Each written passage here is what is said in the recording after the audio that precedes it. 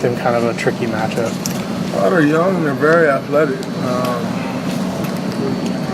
think they have a good mixture now of young talent and some good vets in Tyson, LB, PJ, Jared Dudley. I think they're starting to find that mix. And they're still taking a little while to come together. But I think they have a great coach in Earl who understands the game from both perspectives, and they get up and down the floor. They pushing on makes and misses. You can't turn the ball over against them. It's almost an automatic two, as athletic as they are. And so I think that's what kind of makes them tricky is they got some guys that can get hot and change the whole game. Book can change the entire game. Getting hot the way he can. Brandon Jennings can change the game when he get hot, so I think that's what kind of makes them tricky is just the athleticism that they bring, but I think they bring a good mix of athleticism and veteran guys, young athleticism and veteran guys. Steve Kerr coming out and publicly telling Monty that he tried marijuana a couple times to deal with back pain. Can that make people more open-minded when a coach says I think it will, over time. I think everything in this world,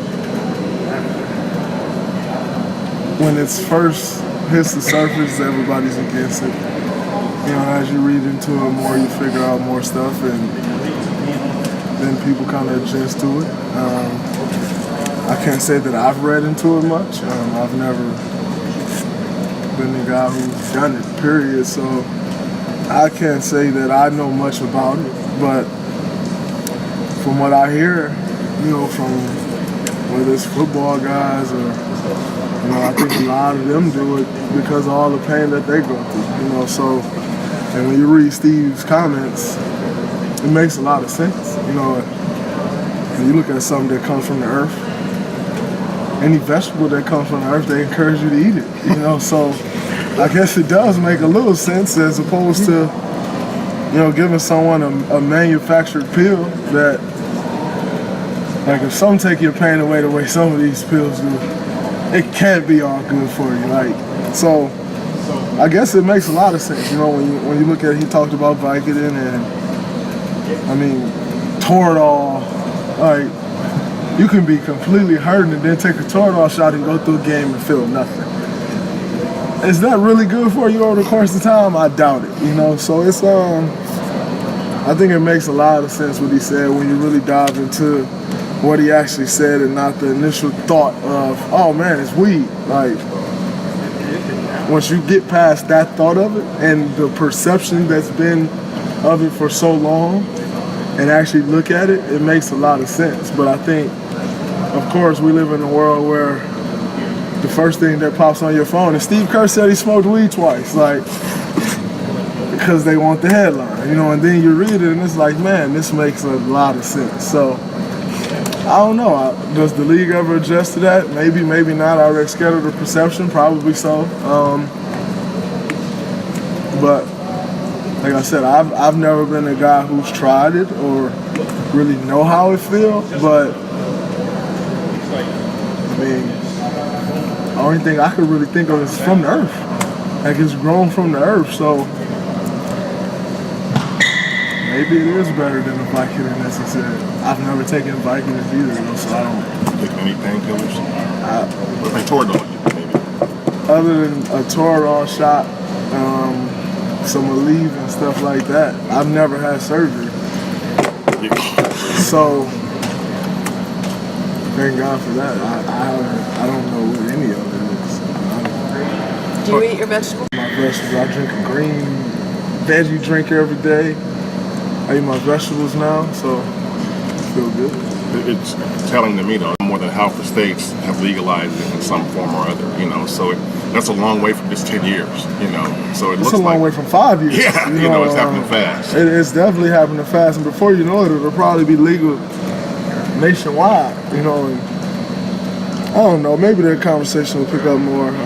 It usually takes a guy like Steve to do something like that, to where it even starts a conversation, and when you start the conversation, stuff is still at least 3 or 4 years old. So,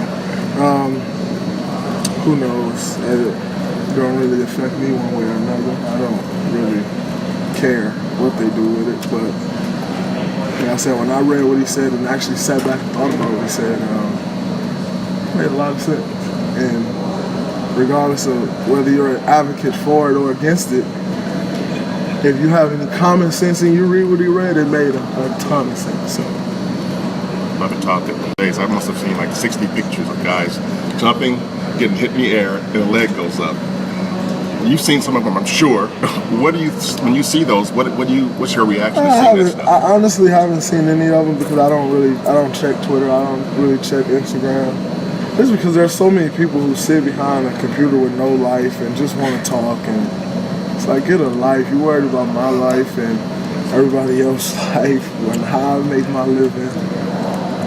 And you want to sit here and talk trash on, like, get a life. So I've kind of removed myself a little bit from that space. I still tweet sometimes, you know, I still Instagram sometimes. I use it more for a need now than on pleasure because, like, just too many people with no life out there that get on my nerves. They don't really get on my nerves. They don't allow them to get on my nerves, but, you know, it's so. To your point, I've heard a lot about it, and I mean, I don't know, I just laugh at it because it's funny how you can tell me how I get hit and how my body is supposed to react. Like, I didn't know people in the league office was that smart when it came to your body movements, and, you know, I'm not sure if they took kinesiology, you know, and all this stuff for their positions, to kind of tell you how your body is going to react when you get hit in a certain position. So, or, you know, you go up and you got guys that jump to the ceiling. I'm sure a lot of these people that make these rules can't touch the rim. Yet they tell you how you're way up there in the air and which way your body. I don't really understand that. Like, that's like me going in there and telling them, hey, you did something on this paperwork in here wrong. Like, I don't know what your paperwork looked like, so it is what it is. I think they made the rule, and you make your rule. Like, I don't care, you know, but if you're going to say it's an unnatural thing, if it's an unnatural act, no offense to James Harden, but I've never seen nobody up until really James started doing it in my life that shoot a layup like this under your arm. That's really not a natural act either. It's not a natural basketball play either. So, you know, hey, if you're gonna make a rule, make a rule. But if you're gonna take unnatural acts out the game, then let's lock in on all these unnatural acts and take them out the game if that's what we're gonna do. So, I don't know. Let them keep telling people how their body react. I guess they need to go take a few more kinesiology classes, though, if that's what, you know. Just focus on, you know, maybe they can take a taping class and functional movement classes, and, you know, just let me know how the body works because clearly mine don't work the right way. You tweeted Bad Boys photos and some of that. What was that kind of in reference? Oh, you know, Bad Boys is one of my favorite movies. Bad Boys 2, actually. It's one of my favorite movies. I really enjoy that movie. I could tell you every line in the movie. I could sit there and watch it with you, and you'll listen to me instead of them. So I was just watching Bad Boys. And as far as the Pistons one, you know, I grew up in the state of Michigan. So the Detroit Bad Boys is near and dear to my heart.